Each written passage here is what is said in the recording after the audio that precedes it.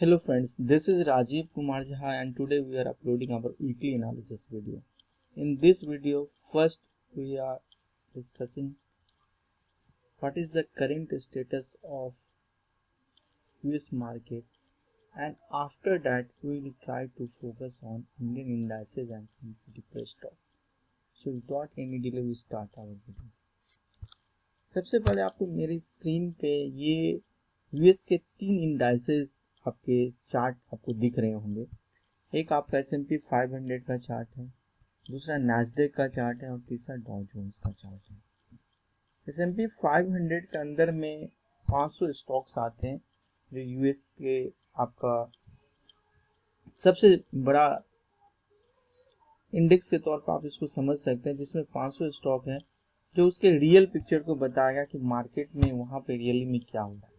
Actually पिछले दिन जो आपको मार्केट में इतना जो एक तेजी जो आपको यूएस मार्केट में दिखी, उसका सबसे पीछे में सबसे बड़ा रीजन ये था कि वहां पे इन्फ्लेशन के जो डाटा आए वो पहले के मुकाबले में थोड़े से घट के आए। तो मतलब दिसंबर में जो रेट हाइक होने की संभावना है, तो वहां पे लोग ये एक्सपेक्ट कर रहे हैं कि वहां पे 0.75 बेसिस का रेट ऑफ इंटरेस्ट ना हाइक कर हो करके हो सकता है 0.50 का रेट हाइक हो। तो जिस चीज को लेकर के मार्केट में एक शॉर्ट कवरिंग हो रही है, तो मुझे ऐसा लगता है कि ये इसकी शॉर्ट कवरिंग अभी चालू रहेगी और जब तक कुछ और अलग चीजें नहीं आ जाती तब तक, और दिसंबर का फर्स्ट वीक आने में लगभग अब आपको 20-25 दिन बचा हुआ है, तो ये मुझे लगता है कि ये चाहे ना अनचाहे थोड़ा थोड़ा करके ये शॉर्ट कवरिंग चलेगी। ये S&P 500 का चार्ट था। दूसरा जो हम बात करेंगे ये नैस्डैक की चार्ट की बात करेंगे, तो ये नैस्डैक में आपके वहाँ के न्यू टेक्नोलॉजी की जो कंपनियां हैं वो सब वहाँ पे लिस्टेड हैं। तो ये भी यहाँ पे बता रहा है कि मतलब ये भी यहाँ पे फायर ऑन होने को रेडी है। और तीसरी जो बात करेंगे डॉ जोन्स की, तो डॉ जोन्स में पुरानी टेक्नोलॉजी की कंपनियां हैं और यहाँ पे जब आप इसका चार्ट देखेंगे तो ये बता रहा है कि ये ऑलमोस्ट इसमें एक जो रैली होनी थी, ये ऑलमोस्ट यहाँ से सबसे ज्यादा रैली डॉ जोन्स में हो चुका है। अब हम इसी चीज को अब अपने मार्केट में अगर हम बात करेंगे कि हमारे मार्केट में क्या क्या अपॉर्चुनिटी है, तो सबसे पहले मैंने पिछले सप्ताह में भी आपको कहा था कि एचडीएफसी बैंक जो है वो मार्केट को लीड कर सकता है, और एचडीएफसी बैंक में चूंकि रैली नहीं हुई थी जो कि आपको लास्ट फ्राइडे को देखने को मिला, और जिसने बैंक निफ्टी को और मतलब 500 से 600 पॉइंट का मतलब उसने मार्केट को और पुशअप किया ऊपर की ओर। और निफ्टी की अगर हम बात करेंगे तो निफ्टी में रिलायंस भी मार्केट को काफी सपोर्ट कर रहा है। तो मुझे लगता है कि रिलायंस के जो टारगेट है वो अभी और फुल ऑन मतलब ऊपर अभी हैं, क्योंकि मुझे लग रहा है कि ये राउंडिंग बॉटम पैटर्न बना रहा है और मुझे लग रहा है कि ये यहाँ आपका 2700 तक मतलब जाने के लिए रेडी बता रहा है। अब अगर हम बात करते हैं आपके दूसरे स्टॉक्स की, जिसमें मुझे बुलिशनेस दिख रही है, बहुत सारे स्टॉक्स में बुलिशनेस नहीं है। एक स्टॉक और है जो अल्ट्राटेक सीमेंट की अगर आप बात करेंगे तो इसमें आपको बुलिशनेस दिखेगी,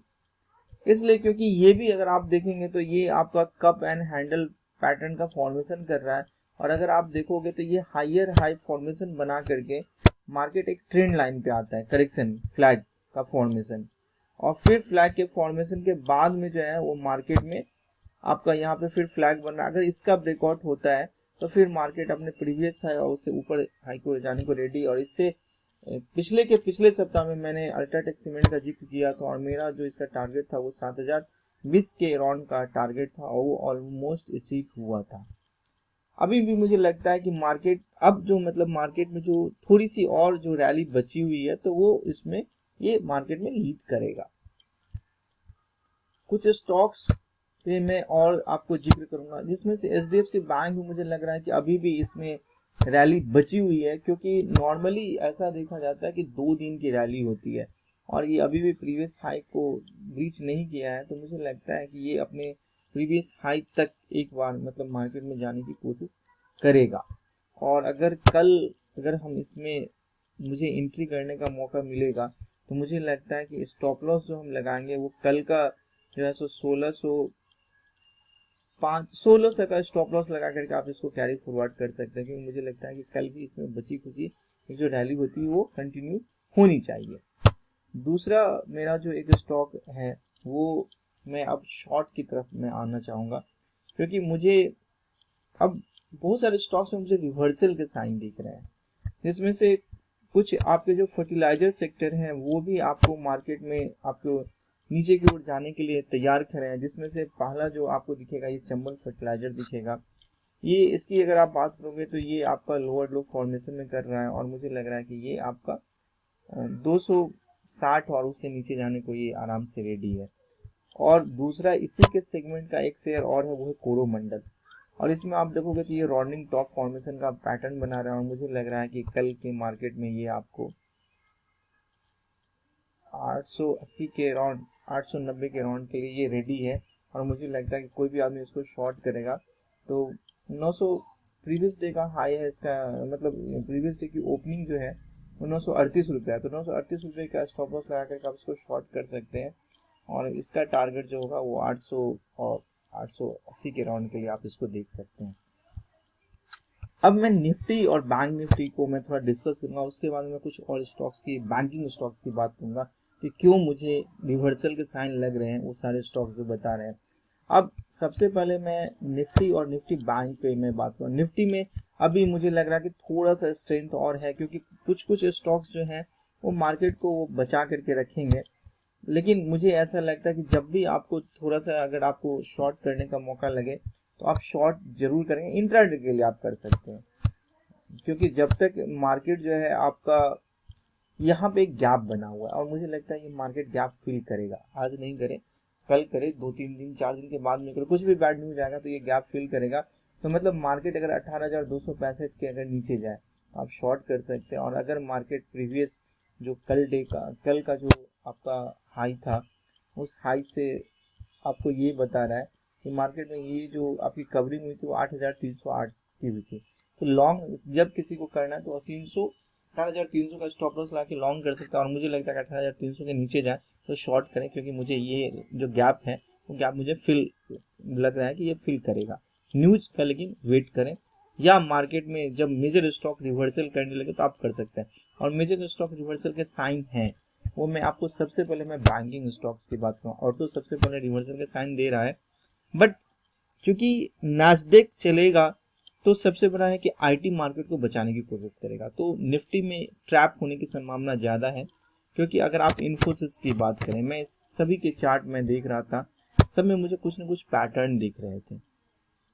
जैसे कि अगर आप इन्फोसिस की बात करोगे तो इन्फोसिस के साथ में अगर आप देखोगे तो यहाँ पे कप एंड हैंडल का फॉर्मेशन दिखा रहे हैं, तो ये मतलब ऊपर जाने को रेडी है। अगर आप टीसीएस की बात करेंगे, टीसीएस में भी आपको कुछ इसी ढंग का चीजें दिखेंगी। आप यहाँ पे देख सकते हो ये भी कप एंड हैंडल फॉर्मेशन बनाने को रेडी है। मार्केट में नीचे कौन कौन लेके जाएगा, तो बैंक में अगर आप बात करो तो जैसे एक्सिस बैंक,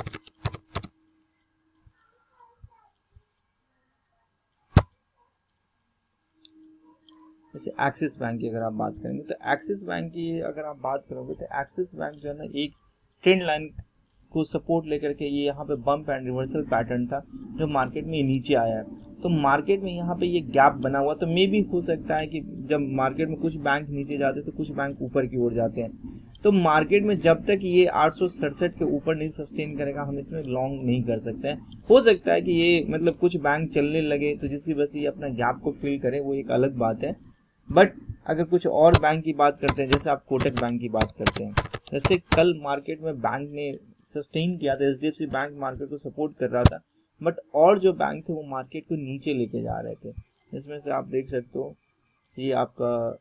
एक ये था आपका कोटक बैंक, लेकिन कोटक बैंक जब तक इस लेवल को ब्रीच नहीं करेगा तब तक हम इसको शॉर्ट नहीं करेंगे। ये राइजिंग वेज फॉर्मेशन बना रहा है, इसका पहला टारगेट ये होगा 1848, और फिर दूसरा टारगेट आपका 1787 होगा, लेकिन जब ये इस लेवल को ब्रीच करेगा तब। आईसीआईसी बैंक,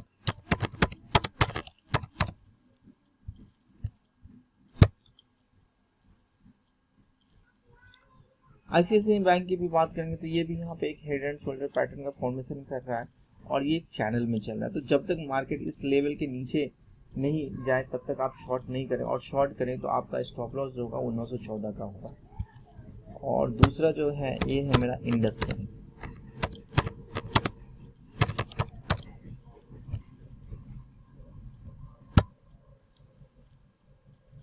इंडस बैंक की बात करेंगे तो ये डिसेंडिंग ट्रायंगल का फॉर्मेशन कर रहा है, तो मार्केट अगर इस लेवल को ब्रीच करे तो आप इसका स्टॉप लॉस 1156 का स्टॉप लॉस लगा के आप इसको शॉर्ट कर सकते हैं। एसबीआई,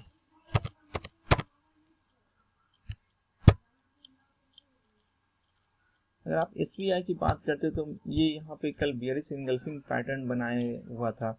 और ये यहाँ पे जो गैप जो इसने छोड़ा हुआ है, तो मुझे लग रहा है कि ये इस गैप को फिल करने की कोशिश कर रहा है। ये मुझे